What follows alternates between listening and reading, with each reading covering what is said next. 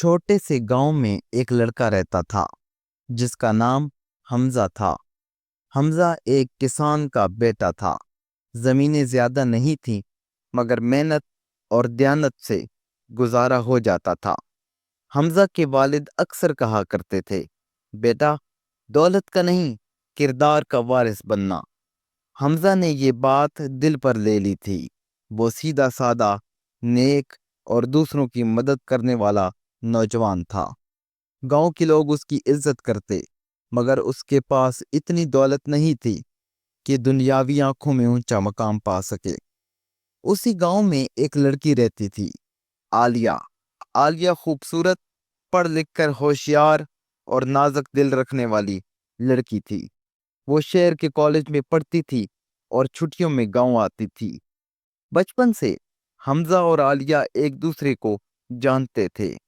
ابتدا میں ان کی ملاقاتیں کھیل کود تک محدود رہیں، لیکن وقت کے ساتھ ان کے دلوں میں نرم نرم جذبات جنم لینے لگے۔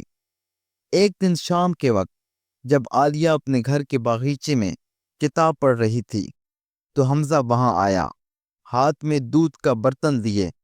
وہ حسب معمول اپنے والد کا سلام پہنچانے آیا تھا۔ عالیہ نے کتاب بند کی اور ہنستے ہوئے کہا، حمزہ تم ہمیشہ اتنے سیدھے کیوں رہتے ہو؟ کبھی مذاق بھی کیا کرو۔ حمزہ نے شرماتے ہوئے جواب دیا، میرے پاس اتنی جرت کہاں عالیہ، تم تو کتابوں کی دنیا کی شہزادی ہو اور میں کھیتوں کا مزدور۔ عالیہ کے دل کو یہ سادگی بہت بھائی۔ وہ بولی، تمہاری سچائی ہی تمہاری سب سے بڑی دولت ہے حمزہ، کبھی اپنی کمی کو کمزوری نہ سمجھنا۔ یہ الفاظ حمزہ کے دل پر نقش ہو گئے۔ اسی دن کے بعد ان کے درمیان خاموش مگر گہری محبت کا رشتہ قائم ہو گیا۔ ملاقاتیں کم مگر جذبات گہرے ہوتے گئے۔ محبت آسان نہیں ہوتی۔ عالیہ کے والد ایک رئیس زادے کے ساتھ اس کی شادی طے کرنا چاہتے تھے۔ وہ دولت مند تھا، شہر میں کاروباری سلطنت رکھتا تھا۔ والد کے نزدیک یہی بہترین مستقبل تھا۔ عالیہ نے احتجاج کیا مگر والد نے کہا، بیٹی محبت پیٹ نہیں بھرتی، تمہاری خوشیاں ہمارے تجربے سے وابستہ ہیں، دولت کے ساتھ تمہاری زندگی آسان ہو جائے گی۔ یہ سن کر عالیہ کی آنکھوں سے آنسو بہہ نکلے۔ وہ جانتی تھی کہ حمزہ اس کے دل کے قریب ہے، لیکن وہ اپنے والد کے فیصلے کے خلاف جانے کی ہمت نہ کر پائی۔ ادھر حمزہ کو بھی یہ خبر ملی۔ اس کے دوستوں نے کہا، حمزہ جا کر اپنی محبت کا اظہار کرو، عالیہ کو چھین لو۔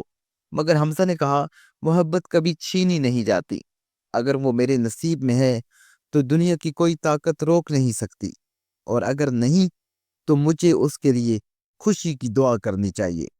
یہی حمزہ کا بڑا پن تھا۔ اس نے عالیہ کو کبھی مجبور نہیں کیا، بلکہ وہ چپ چاپ کھیتوں میں محنت کرنے لگا۔ مگر دل کے کسی کونے میں ایک امید باقی تھی۔ شادی کی تاریخ قریب آئی۔ عالیہ اندر سے ٹوٹ رہی تھی۔ وہ اپنے والدین کی عزت اور اپنے دل کی آواز کے بیچ پسی ہوئی تھی۔ ایک رات اس نے دعا کی، یا اللہ مجھے وہ راستہ دکھا جس میں میرے والدین کی عزت بھی ہو اور میرا دل بھی سکون پائے۔ دوسری طرف حمزہ نے بھی دعا کی، یا اللہ اگر عالیہ میری قسمت میں نہیں تو مجھے صبر دے، لیکن اس کی خوشیاں مجھ سے زیادہ بڑھا دے۔ شادی کے دن سب تیاریاں مکمل تھی، مہمان آ چکے تھے، لیکن اچانک خبر ملی کہ دولہا کا کاروبار دیوالیہ ہو گیا ہے۔ اس کی حقیقت کھل کر سامنے آ گئی کہ وہ دولت کے لالچ میں کئی دھوکے دے رہا تھا۔ عالیہ کے والد سکتے میں آ گئے، شادی روک دی گئی۔ اسی لمحے گاؤں کے چند بزرگوں نے کہا، ریاست اور دولت وقتی چیزیں ہیں مگر کردار ہمیشہ قائم رہتا ہے۔ حمزہ اگرچہ غریب ہے مگر ایماندار اور محنتی ہے۔ یہ دونوں بچپن سے ایک دوسرے کو چاہتے ہیں۔ عالیہ کے والد نے پہلی بار حمزہ کو غور سے دیکھا۔ اس کے چہرے کی سچائی اور آنکھوں کا سکون انہیں جھنجھوڑ گیا۔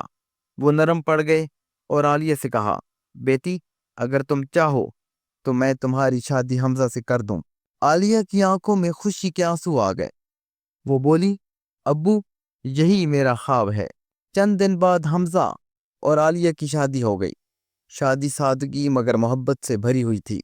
گاؤں کے لوگ گواہ تھے کہ محبت اور کردار نے دولت پر فتح حاصل کی۔